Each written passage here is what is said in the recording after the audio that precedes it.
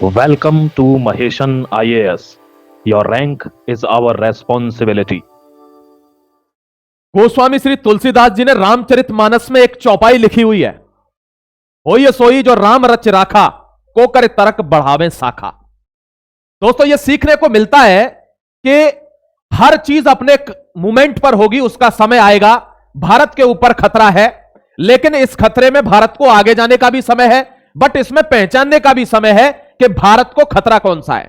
देखिए एक चीज आपको बता देता हूं, जैसे आपने देखा होगा जो नेता नगरी है या मान लो हमारे प्रधानमंत्री है, कई लोग, कई लाखों की संख्या में लोग उनको गाली देते हैं, बट वो अपना काम करने में लगे हुए हैं कि उनको पता है कि लक्ष्य क्या है। लक्ष्य है भारत की रक्षा। और दोस्तों इसी तरीके देखिए हमको, जैसे मैं आपको बताता हूं, शेयर नहीं करता ऐसी चीजें, बट आपको बताता हूं, जैसे हमको एड्स वगैरह आते हैं, मेल वगैरह आते हैं एड्स के कि 30,000 दे देंगे, 50,000 दे देंगे, आप ले लीजिए, मतलब ये ऐड कर दीजिए हमारे 5-7। लेकिन नहीं, हम ऐड क्यों नहीं करते? क्योंकि हमारा मकसद अलग है। कोई हमको लुभाएगा, लोभ में नहीं आएंगे, ऐड नहीं करेंगे किसी चीज का। लेकिन अगर किसी का यह मतलब है कि हमको सपोर्ट करना चाहता है तो क्यूआर कोड आता है, वो उसके थ्रू हमें सपोर्ट कर सकता है, कोई इशू नहीं है। लेकिन किसी चीज का, वस्तु का, अभी ऐसे तो फिर कल को गुटखा वाला भी आएगा तो क्या गुटखे का ऐड करूंगा मैं? नहीं, ऐड नहीं कर सकता। देखिए एक बात ध्यान समझना, भारत के ऊपर खतरा बढ़ता जा रहा है। क्या खतरा है मैं आपको बताने वाला हूं, क्योंकि हर व्यक्ति ये आर्टिकल्स नहीं लाएगा, लाएगा 1-2 दिन बाद लाएगा, लेकिन हर जगह नहीं आएगा, ध्यान रखना। देखिए ये भारत है, भारत के ऊपर थोड़ा सा बढ़ रहा है खतरा, ये आपको मैं बता देता हूं। यहां देखिए, आपको यह समझ में आ गया होगा किसका खतरा बढ़ रहा है। अब दोस्तों एक चीज ध्यान रखनी है आपको कि ये इन व्यक्तियों को भूतकाल में भी कोई पहचान नहीं पाया है, इवन भारत भी, और ना आज पहचान पा रहा है। मैं आपको सबूत दिखाऊंगा कि भारत के ऊपर कितना बड़ा खतरा आता जा रहा है। भारत इसको नजरअंदाज नहीं कर सकता, इसीलिए जयशंकर साहब फ्रांस गए। क्यों? क्योंकि फ्रांस ही एक ऐसी देश है जो अमेरिका से भी नहीं झुका, चीन से भी नहीं झुका, उनका अपना सिस्टम है। बहुत ध्यान लगाकर आर्टिकल को सुनना। मैं आपको एक चीज बताऊंगा, कोई जानता हो या ना जानता हो कि भारत में कितनी ताकत है, एक व्यक्ति जानता है कि भारत में कितनी ताकत है, और वो है ये देख लीजिए। आपने देखा होगा भारतीयों पर हर तरफ से कुछ ना कुछ टॉन्टबाजी आ रही है। इयान ब्रेमर, यूरेशिया का प्रेसिडेंट इयान ब्रेमर कहता है कि डोनाल्ड ट्रंप मोदी की तरह पॉपुलर नहीं है। बड़ा स्टेटमेंट है। वो कहता है डोनाल्ड ट्रंप मोदी की तरह पॉपुलर नहीं है क्योंकि मोदी 10 साल से सत्ता में है और अभी भी कंटिन्यू कर रहे हैं। डोनाल्ड ट्रंप को पता है कि मेरा टेन्योर एक लिमिटेड पीरियड का है, तो इसीलिए वो ऐसे शॉर्ट टर्म के मीजर्स ले रहे हैं। शॉर्ट टर्म में जाकर वो वेनेजुएला पे अटैक कर रहे हैं, ईरान पे अटैक कर रहे हैं, सीरिया पे अटैक कर रहे हैं। वो लॉन्ग टर्म की पॉलिटिक्स नहीं जानते। ये इयान ब्रेमर कह रहा है, यूरेशिया का प्रेसिडेंट। अब मैंने आपको क्या बताया कि ट्रंप जानता हो या ना जानता हो, हम जानते हो ना जानते हो, लेकिन यह आदमी जानता है कि भारत में कितनी पावर है। यह देख लीजिए, यह ऐसे ही दुनिया का नंबर 1 पैसे वाला थोड़ी है, यह ऐसे ही अमेरिका का प्रेसिडेंशियल कैंडिडेट है आने वाला। लिखिए इस चीज को, इसको कहते हैं फ्यूचर फोरकास्टिंग। आपको दूरदर्शी होना पड़ेगा जीवन में अगर आपको चीजें समझनी है या आगे जाना है तो। यह फ्यूचर प्रेसिडेंशियल कैंडिडेट है अमेरिका का। आज ट्रंप इसके हाथ में है, यह जो कहेगा वो करता है वो। अब आपको समझाता हूं आर्टिकल कि भारत को खतरा कहां से आ रहा है। बहुत ध्यान से आर्टिकल को देख लीजिएगा। यह देखिए, सबसे पहले आपको एक चीज और समझा देता हूं। आपको क्या लगता है, आपको क्या लगता है कि यह जो चीन है यह इतना ही बड़ा है क्या? बहुत से लोग तो जानते नहीं होंगे इस बात को, मैं समझा देता हूं थोड़ा, क्योंकि विषय ही मेरा भारत जागरूकता का है। ध्यान रखना, भारत को जागरूक ही तो करना है। यह चाइना का मैप इतना बड़ा दिखता है, रशिया के बाद बहुत बड़ा दिखता है, लेकिन आपको क्या यह बात का आइडिया है कि भारत का नक्शा, ये जो बॉर्डर है वो कभी चीन से लगता ही नहीं है? आपको ये इस बात की पता है कि नहीं? आप तो कहेंगे सर आप तो झूठ बोल रहे हो, भारत तो कहता है अरुणाचल का हमसे लगता है, और वो है। ध्यान रखिएगा, भारत चीन से डायरेक्टली कनेक्टेड नहीं है। हमारा अक्साई चिन्ह यहां से चला गया, चीन से कनेक्टेड हो गया। तिब्बत, ये तिब्बत है, तिब्बत को इसने हत्या लिया 1950 में। दोस्तों यहां पर तिब्बत को ऑटोनोमस राज्य बनाया गया था, अंग्रेज थे उस टाइम पर, अंग्रेजों ने ही इसकी वो करी थी। मतलब अंग्रेजों ने तो 1949 में छोड़ दिया था, लेकिन 1950 में विद्रोह हुआ और उसमें जबरदस्ती सेना घुसाई चाइना ने अपनी, और सेना घुसाकर इसको कब्जे में करके इसको ऑटोनोमस स्टेट बना दिया कि आप अपना ही शासन रखो, अपना ही धर्म चलाओ, अपनी पुलिस रखो, हम नहीं कुछ करेंगे। लेकिन 1959 में आकर इसको कब्जा लिया पूरे तरीके से, भारत के साथ बॉर्डर लग गया और लाइन बन गई थी मैकमोहन। ठीक है, अब दोस्तों उसको रिकॉग्नाइज नहीं करता है क्योंकि वो कहता है मेरा कोई बॉर्डर ही नहीं है। अब यहां देखिए, यह तिब्बत है, यह जो हिस्सा है वो है दोस्तों मंगोलिया वाला। कौन सा? ये तुर्किस्तान है। ये ईस्ट तुर्किस्तान है, ईस्ट यहां पर है ना तुर्कमेनिस्तान, तो ये ईस्ट तुर्किस्तान का हिस्सा है, ध्यान रखना। ये तिब्बत का हिस्सा है। ये वाला कौन सा हिस्सा है? ये है इनर मंगोलिया। क्या है? Inner Mongolia. ये वाला कौन सा हिस्सा है फिर? ये है मंचूरिया। ये है मंचूरिया। ये वाला कौन सा हिस्सा है फिर? ये है यूनान। क्या है? यूनान। देख लीजिए, मैं आपको इसलिए मैप पर समझा रहा हूं कि आपकी फिल्म क्लियर रहनी चाहिए कि भारत का चीन से लेना देना नहीं था, लेकिन भारत को खतरा क्यों है? क्योंकि ये सारे आज चीन का पार्ट है। कौन सा? ये तिब्बत चीन का पार्ट है, भारत की बाउंड्री लग गई। ये ईस्ट तुर्किस्तान चीन का पार्ट है, ये इनर मंगोलिया चीन का पार्ट है, मंचूरिया चीन का पार्ट है और यूनान चीन का पार्ट है यहां पर। और चीन तो सिर्फ इतना सा था, यानी एक्सपेंशनिस्ट की पॉलिसी है चीन की, और इसी के थ्रू वो भारत के अरुणाचल को अपना लेना चाहता है, क्योंकि वहां जनसंख्या इतनी समा नहीं रही है, भारत में घुसना चाहता है। अब आप कहेंगे सर ये तो स्पेकुलेशन हो गई, हम माने कैसे भारत में घुसना चाहता है? बॉर्डर पर सैनिक बैठे हैं मेरे भाई, ऐसी बातें क्यों करते हो? बॉर्डर पर सैनिक बैठे, permanent military fortification by China, permanent military fortification. पहले यहां पर इन्होंने टेम्परेरी टेंट बनाए थे। ये कहां की बात है? ये पेंगोंग सो लेक की बात है। वही पेंगोंग सो लेक जहां पर हलचल चल रही थी, जहां पर सैनिक भिड़ रहे थे, वो गलवान वैली का इंसिडेंट उसी का रिजल्ट था, जहां भारत ने 25 वीर जवान खोए, जहां हमने चीनियों को रात में हाथों से मार दिया। ये वही इंसिडेंट है, इसको हल्के में नहीं ले सकते। इंटरनल सिक्योरिटी नहीं है ये इंटरनेशनल सिक्योरिटी का मसला है। यहां देख लीजिए, closure look at new Chinese structure near Pangong lake, what they mean. यानी यहां पहले टेंट लगे हुए थे, और यहां जब वार्तालाप हुआ, ये कहा पीछे जाइए, यहां परमानेंट स्ट्रक्चर दिखाया है किसने? सैटेलाइट इमेजेस ने। क्लियर सैटेलाइट इमेज दिखाऊंगा अभी आगे, देखना। High resolution satellite imagery dated, ये दिसंबर 28 की बात है, ज्यादा पुराना मामला नहीं है, एक वीक। यानी इधर से भारत से संबंध दिखा रहा है कि भारत हमारा बहुत अच्छा दोस्त है। मोदी जी एससीओ में जाते हैं, और यहां देख लीजिए, यही सेम घटना हुई थी कब? जब अक्साई चिन लिया गया था। ध्यान रखना, 1962 को भूलना मत, ये वही चीन है, इस पर भरोसा नहीं किया जा सकता। Temporary shelters with permanent military complex, permanent military complex बना दिया है टेम्पररी सेल्टर में से, टेंटों में से, अब वहां परमानेंट बन रहा है। Infrastructure details, the site includes new command and control buildings, permanent barracks, vehicles, sheds and radar positions. देख लीजिए, vehicles, radar positions, everything is there. Permanent army complex China के द्वारा बनाया गया है, यह मत भूलना कभी। मैंने आपको पिछले 2-3 वीडियो में कहा था, मेरे ख्याल कि एक बार आपसे रिक्वेस्ट है 1962 की पूरी फाइल पढ़ लेना। आप पढ़ते पढ़ते भी यकीन नहीं करेंगे कि चाइना भारत पर आक्रमण करेगा, और चाइना ने किया था और अक्साई चिन लिया था। यह वही पोस्ट है जो चाइना के कब्जे में है आज। China has controlled this position near the Sirijap post since 1962 war when it was lost from India's control. ये वही पोस्ट है, ये स्ट्रेटेजिक लोकेशन है, आज चाइना के कब्जे में है। ये आप समझ ही नहीं सकते चाइना कब आक्रमण करेगा, और यही अब दोबारा हमको देखने को मिल रहा है। अगर हम थोड़ी सी एनालिसिस करेंगे तो चाइना के रडार्स, यहां पर सारा इन्फिल्ट्रेशन मिसाइल, यहां पर anti missile system, everything is there. It is a permanent military complex made by China in Pangong Tso lake. ये देख लीजिए, परमानेंट, देखिए, new permanent construction in process. ये है पेंगोंग सो लेक। ये देख लीजिए, ये टेम्परेरी स्ट्रक्चर बनाए थे इन्होंने टेंट टूंट लगाकर। इसके जस्ट बगल में यहां पर 3 किलोमीटर पर परमानेंट स्ट्रक्चर, ये रोड इन्हीं के द्वारा बनाया गया है, ध्यान रखना। ये न्यू परमानेंट स्ट्रक्चर, ये इमेज है किसकी? सैटेलाइट इमेजेस है, इसलिए आपको दिखा रहा हूं।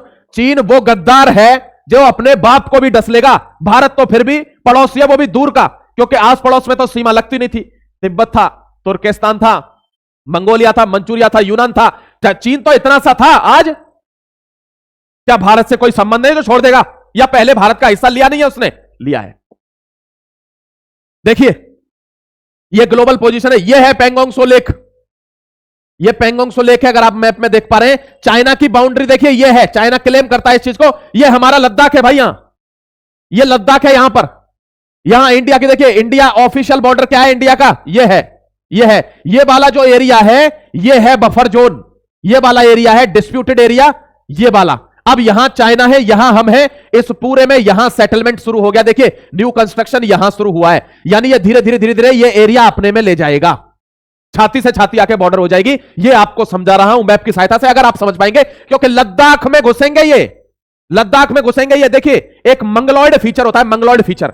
इसी फीचर के चलते आपने देखा होगा अरुणाचल वाले बंदों को, यहां हमारे कुछ लोग हैं, हाथ जोड़कर विनती करता हूं, हमारे अरुणाचल के, लद्दाख के या कहीं के भी लोग जब भारतवर्ष में अंदर की तरफ आए तो उनको ऐसे गलत चीजों से रेशियलिज्म ना करें, उनके साथ भेदभाव ना करें, क्योंकि जब आप ही ऐसा करेंगे और वो भी यही कहते हैं बाहर से कि तुमको वो चाइनीज बोलते हैं, ये बोलते हैं, तुम पता नहीं क्यों वहां मर रहे हो, हमारे अंदर आओ। भाई साहब, आदमी बहकता है, भारत के अभिन्न हिस्सा है ये, आप मत करिए ये जो तोड़ने की कोशिश कर रहे हैं अंदर से। यहां दोस्तों ये है, देखिए गलवान, जहां पर 25 भारतीय सैनिक शहीद हुए और 40 के चिथड़े उड़ाए हमने, किसके?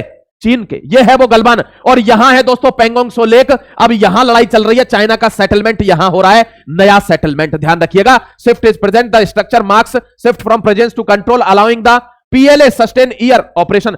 यहां पर पेंगोंग त्सो लेक पर यहां जो रिपब्लिक ऑफ चाइना आर्मी है वो सालों से रुकी हुई है, टेंट डालकर। अब परमानेंट सेटलमेंट शुरू हो गया। इमेज आ चुकी है किसकी? सैटेलाइट की, ध्यान रखिएगा। ये देखिए, मैं आपको बता देता हूं क्या क्या है। Advance air defence capabilities, advance air defence capabilities यानी मिसाइल शेल्टर्स बन रहे हैं वहां पर। अगर भारत मिसाइल भी फेंकता है तो इक्विप्ड विद रिट्रेसेबल प्रूफ्स। अब यहां पर क्या हो रहा है, इन्होंने जो रूफ टॉप वाले एंटी मिसाइल सिस्टम रखे हुए हैं, अगर मिसाइल आती भी है तो ये इसको डैमेज नहीं कर पाएगी और यही खत्म हो जाएगी। ये लगा रहा है चीन, कहां पर? पेंगोंग त्सो के बॉर्डर पर, क्योंकि वो जानता है ना भारत अब हाथों से थोड़ी लड़ेगा, अब उसके पास पावर है, मिसाइलें आएंगी, उनका इंतजाम कर रहा है इस बॉर्डर पर। ध्यान रखना, HQ-9 सैम सिस्टम ये वही है दोस्तों जिसको experts believe these hardened shelters are designed to house and cancel HQ-9 long range surface to air missile systems, protecting them from surveillance and strike। ये सर्वेलेंस के लिए यहां रखे जा रहे हैं कि अगर कोई भी हरकत होती है तो पता चल जाए। अभी आपने देखा था पाकिस्तान ने चाइना से ले रखे थे एंटी सिस्टम मिसाइल, क्या हुआ उनका? खत्म, नास्ते नाबूद। ऑपरेशन सिंदूर में इस बात से वो डरा हुआ है, वो जानता है कि मेरे सिस्टम काम नहीं करेंगे, इसलिए ये इतना आगे आ रहा है। ध्यान रखना, इंटीग्रेटेड नेटवर्क है, the facilitated connected to by wired data networks and integrating radar domes missile batteries into high altitude air defence bubble. ये क्यों हो रहा है बताइए, सोचकर बताइए। मैंने कुछ दिन पहले ही तो आपको बताया, क्योंकि भारत का नयोमा बेस आ चुका है। कहां पर? लद्दाख में भारत का नयोमा बेस आ चुका है। नयोमा, उनको पता है नयोमा बेस इतना स्ट्रेटेजिकली इंपॉर्टेंट है, इन्होंने स्ट्राइक के लिए मंगवाया है या इन्होंने ट्रांसपोर्टेशन के लिए मंगवाया कि कोई भी चीज होगी तुरंत किसी भी जगह पहुंचा दी जाएगी, चाइना का पक्ष कमजोर हो जाएगा। नयोमा बेस को कमजोर करने के लिए आर्मी कॉम्प्लेक्स बनाया जा रहा है पेंगोंग त्सो लेक पर, यह बात आप ध्यान रखना। Long term entrenchment, analyst suggest this सलामी स्लाइसिंग। सलामी स्लाइसिंग क्या होता है? एक हाथ से सलामी ठोको, दूसरे से चाकू मार दीजिए। Infrastructure push intended reinforce Chinese sovereignty claims and signal permanent military footprint in the disputed Ladakh region. यानी अब ये इसको सालों बाद एक्सपोज करेगा और बताएगा यहां तो हम पता नहीं 50 साल से रह रहे हैं। ये होता है सलामी स्लाइसिंग। के आपको जो सलामी स्लाइसिंग कौन करता है? जो चाटुकार होते हैं, जो आपकी चाटेंगे भी और आपको अंदर से काटेंगे भी। ध्यान रखना, चटेंगे तो कटेंगे, समझ रहे हो? स्लोगन को मिला लेना किसके साथ ये मिलता है। Encroachment near buffer zones while the construction is on the Chinese held side। मैंने आपको बोला था ना ये बफर जोन है। अब इस बफर जोन में चाइना अपना न्यू कंस्ट्रक्शन कर रहा है, भारत यहां पर बैठा हुआ है, नयोमा एयरबेस यहां पर है। आप सोचिए कन्फ्रंटेशन होगा कि नहीं होगा। और चाइना सिर्फ इस मूड से आता है किसी के बॉर्डर पर कि यह जगह लेनी है, यह जगह हथियानी है, बस उसको अपना एरिया बढ़ाना है। यह ध्यान रखना आप। अब दोनों नहीं, यह क्या है? एलओसी है। यह क्या है? यह एलएसी है। यह क्या है? यह कंगाली है। कंगाली, एलओसी, एलएसी, कंगाली, तीनों तरफ से भारत अब फ्रंट है, ध्यान रखना। और 0.5 फ्रंट के बारे में मैं आपको समझा चुका हूं, वीडियो नहीं देखा है तो देख लेना, कमेंट सेक्शन में दे दूंगा। देखिए यह है नयोमा एयरफील्ड अपग्रेडेशन, देख लीजिए मेरे दोस्त। इंडिया चाइना बॉर्डर कॉन्फ्लिक्ट, यहां Nyoma airfield effectively challenging Indian aerial operations.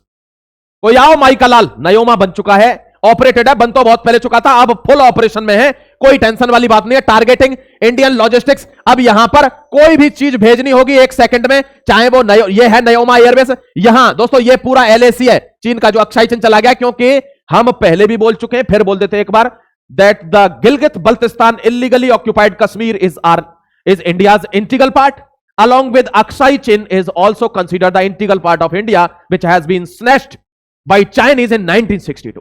ठीक है, ध्यान रखना मेरे दोस्त, ये आपको समझकर चलना है। अब देखिए ये एससीओ का समिट है, यहां पर देख रहे हो कैसे हंस रहा है ये इसको देखकर, और पीछे से क्या चल रहा है? सलामी स्लाइसिंग। ध्यान रखना, the past year interested SCO summit after 7 years Bharat में गए थे, मतलब भारत के प्रधानमंत्री, बट चाइनीज इंटेंशन क्या है कि कैसे टेरिटरी को लेना है, और अरुणाचल पर क्लेम शुरू कर दिया इस यात्रा के बाद ही। China true intentions are unimaginable. मैंने आपको कहा ना, आप इमेजिन नहीं कर सकते इनके इंटेंशन, छोटी मोटी चीज नहीं है। China establishing new air defence site, कहां पर? लद्दाख के पास। अब लद्दाख के पास एयर डिफेंस साइट बनाने का क्या मतलब है? क्योंकि वो जानता है कि भारत ने अगर पीओके लिया तो लेगा वो अक्साई चिन्ह भी। आप समझिए, क्योंकि ऐसा थोड़ी है बार बार लड़ेंगे, बार बार नहीं लड़ेंगे। अपनी टेरिटरीज को वापस लेना है तो बड़ा करना होगा एक ही बार, क्योंकि महाभारत बार बार नहीं होते, एक ही बार होते हैं और 5000 साल तक उनकी गाथाएं गाई जाती हैं। यही महाभारत की तैयारी में भारत लगा हुआ है, ध्यान रख लेना, ठीक है। ये देख लीजिए, China builds new air defence near India border, satellite image reveal. ये न्यू एयर डिफेंस बन रहा है, जो मैं आपको बता चुका हूं, सैटेलाइट की इमेजेस बता रही है, भारत के बॉर्डर पर यह बन रहा है। अब भारत के बारे में भी थोड़ी बात कर लेता हूं, ये तो हो गई इंटरनेशनल बात। देखिए, Congress sink to new low everyday. Congress हर दिन नीचे नाली में गड़ता ही जा रहा है, गिरता ही जा रहा है। यह आदमी क्या कहता है कि प्लीज ट्रंप साहब, मोदी जी को भी उठा लीजिए। किसी माई के लाल ने अभी इतना दूध नहीं पिया, मोदी जी नहीं, कोई भी हो जो भारत के प्रधानमंत्री की गद्दी पर बैठा है, कोई भी, किसी माई के लाल ने इतना दूध नहीं पिया है जो भारत के प्रधानमंत्री को भारत की गद्दी से उठाकर ले जाए। यह चैलेंज है भारत के लोगों का, यह चैलेंज है भारत की सोवरेनिटी का, भारतवर्ष के सम्मान का। और गद्दारों को इसका जवाब भी देना चाहिए। ऐसे लोगों को कह रहा है, इसका सीधा मतलब क्या हो गया, कह रहा है कि ट्रंप साहब मोदी जी को उठा लीजिए। इसका मतलब क्या है? इसका मतलब है कि तुम हमको वेनेजुएला समझते हो, हमारी स्ट्रेटेजिक इंपॉर्टेंस नहीं है, हमारे पास पावर नहीं है। यह वेनेजुएला नहीं है, भूल जाना इस बात को। इसीलिए दोस्तों, इनसे तो अब विश्वास उठ गया है लोगों का, इनसे विश्वास उठ गया लोगों का, क्योंकि कहते हैं जब नाश मनुष्य पर छाता है पहले विवेक मर जाता है। जब किसी के नाश आने होता है तो उसको समझ नहीं आता मैं क्या बोलूं। अब Delhi riots, why Supreme Court denied bail to Umar Khalid and Sharjeel Imam. ये वही दोनों लोग हैं जो जेएनयू में खड़े होकर भारत के तोड़ने के नारे लगाते हैं। इनके साथ दीपिका पादुकोण भी आई थी, भूलना मत उसको। रणवीर सिंह ने धुरंधर में काम किया, इसका मतलब यह नहीं है कि हम सुपर खां को छोड़ देंगे, नहीं, नेवर। और इनका साथ देने के लिए अब क्या हुआ है, यहां 5 लोगों को बेल मिल गई है दोस्तों, लेकिन इन दोनों को नहीं मिली है। इन दोनों के लिए लेटर भी, इस आदमी के लिए तो लेटर आया है जोहरान ममदानी का यूएसए से कि भाई को छोड़ दीजिए। आहा, छोड़ देंगे, तुझे भी छोड़ देंगे, तू भी आजा। ये वही बंदा है जिसका दिल्ली दंगों में नाम है, ये वही बंदा है जो कन्हैया कुमार के साथ मिलकर जेएनयू पर खड़ा था। ये वही बंदे हैं, इनको भूलना मत मेरे दोस्त। ये सुप्रीम कोर्ट का ऐतिहासिक वर्डिक्ट है, इन दोनों की बेल कैंसिल है, इनको नहीं मिलेगी। इनका जो ग्राउंड है वो अलग है। जो नॉर्मल लोग थे वो छोड़ दिए, जो पीछे खड़े थे हल्ला मचाने में। कन्हैया कुमार भी तो खुलकर घूम रहा है क्योंकि वो पीछे खड़ा था। जो मेन कॉन्स्पिरेटर हैं वो यही लोग हैं। यहां देखिए, fulfil your prior commitments with China wants Pakistan delayed CPEC delivery. China दबाव बना रहा है पाकिस्तान पर, और उसको पता है जब पाकिस्तान, दोस्तों पहले पाकिस्तान के बीच में होकर जा रहा था सीपैक, अब पता है कहां होकर जा रहा है? एलओसी पर होकर, लाइन ऑफ कंट्रोल पर होकर। मैं मैप में अगला वीडियो आपको समझाऊंगा। अब एलओसी के बिल्कुल लाइन यहां पर होकर बना रहे हैं, क्योंकि वो कह रहे हैं कि अगर कोई लड़ाई होती है एलओसी पर तो पाकिस्तान की हेल्प कर देगा। चाइना फटाक से रोडों से आ जाएगा, हथियार पहुंचाएगा, मिसाइल पहुंचाएगा, जो भी चीज चाहिए होगी चाइना देगा पाकिस्तान को एलओसी पर लड़ाई के टाइम। इसलिए वो चाह रहा है कि एलओसी के बगल बगल से सीपैक बन जाए। भारत नहीं बनने देगा, भारत इसके विरोध में है।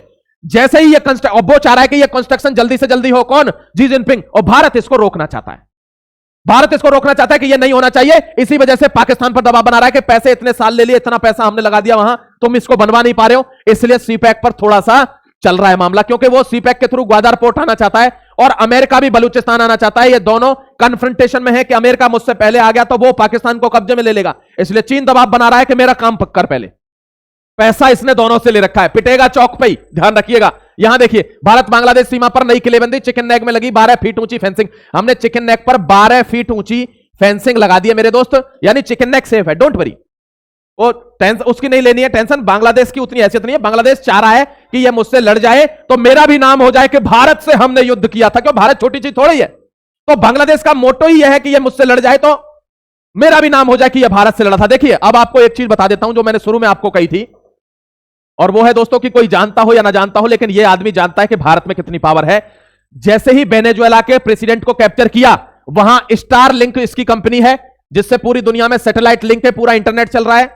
अब इसने स्टार लिंक काम करने लग गया वेनेजुएला के अंदर। अब यानी वहां पर कोई छींकेगा भी तो एलोन मस्क को पता रहेगी। यही सेम चीज वो भारत के साथ चाहता है, और ये पैक्ट में है कि जैसे ही भारत के साथ डील होगी, अच्छा संबंध होगा, एलोन मस्क ने अप्रूवल डाल रखा है कि हमको अप्रूव कर दीजिए कि स्टार लिंक आ जाए इंडिया के ऊपर। दोस्तों, एक एक चप्पे चप्पे की जानकारी, कौन सी डील हो रही है, आर्मी कहां पर है, क्या कर रही है, हर चीज की जानकारी एलोन मस्क के पास रहेगी। वो जानता है वर्ल्ड को कंट्रोल कैसे करना है। एक्स्ट्रा ऑर्डिनरी आदमी है। देखो, जो भले दुश्मन हो, अगर ताकतवर है तो मानना पड़ेगा, एक्स्ट्रा ऑर्डिनरी थिंकिंग वाला आदमी है। वो कह रहा है ये तुम क्या करते रहते हो, जब तक तुमको पता ही नहीं होगी क्या चल रहा है, तुम कहां क्या कंट्रोल करोगे। ये आदमी वो वाला प्लान लगा रहा है कि भारत के ऊपर अगर स्टार लिंक आ जाए तो ये अंबानी की जो है जियो है ना, ये फुर्र से उड़ जाएगी। स्टारलिंक का इतना फास्ट कनेक्शन है। तो दुनिया पर कब्जा जमाना है तो ताकतवर होना पड़ता है। ताकतवर हुआ है इसलिए दुनिया में सबसे बड़ा पैसे वाला है। अब दुनिया के सबसे ताकतवर देश का प्रेसिडेंशियल कैंडिडेट भी होगा, देखना। आज ही भविष्यवाणी कर रहा हूं। फिर मिलता हूं एक और डेवलपमेंट के साथ। अपना ख्याल रखिए, जुड़े रहिए। महेशन को सब्सक्राइब करके कोई भी वीडियो छूटना नहीं चाहिए। जय हिंद, वंदे मातरम।